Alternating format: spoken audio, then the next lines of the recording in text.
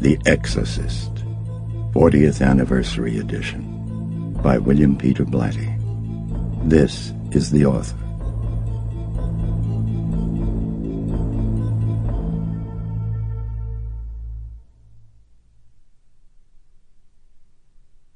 Prologue. Northern Iraq.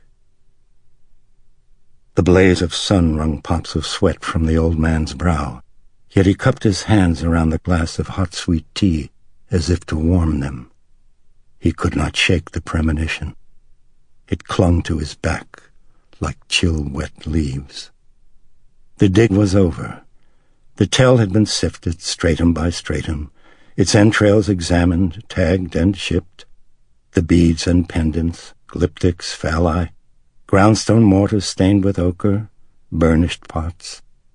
Nothing exceptional. An Assyrian ivory toilet box. And man. The bones of man.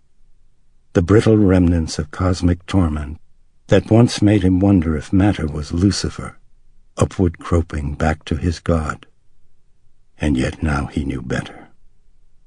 The fragrance of licorice plant and tamarisk tugged his gaze to poppied hills, to reeded plains, to the ragged, rock-strewn bolt of road that flung itself headlong into dread.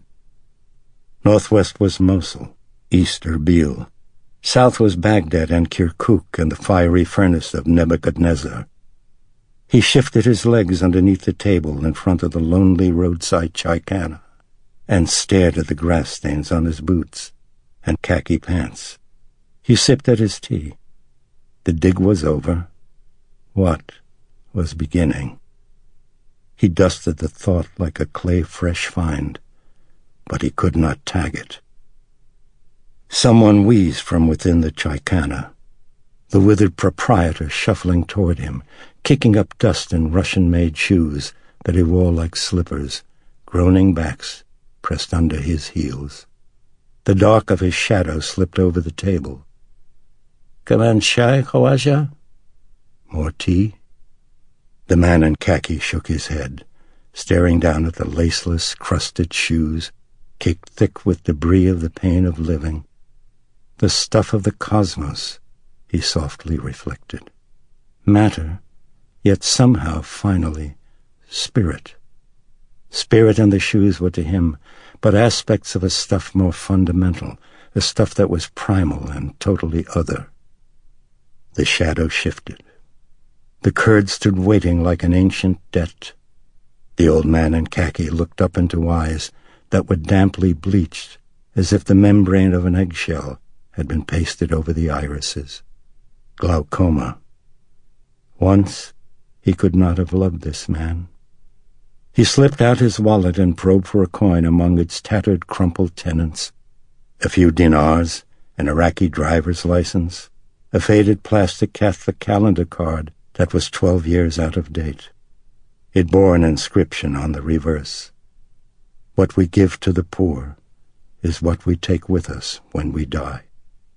He paid for his tea and left a tip of 50 fils on the splintered table the color of sadness. He walked to his jeep. The rippling click of keys sliding into ignition was crisp in the silence, and for a moment he paused and stared off broodingly. In the distance, shimmering in heat haze that made it look afloat like an island in the sky, loomed the flat-topped, towering mound city of Erbil, its fractured rooftops poised in the clouds like a rubbled, mud-stained benediction.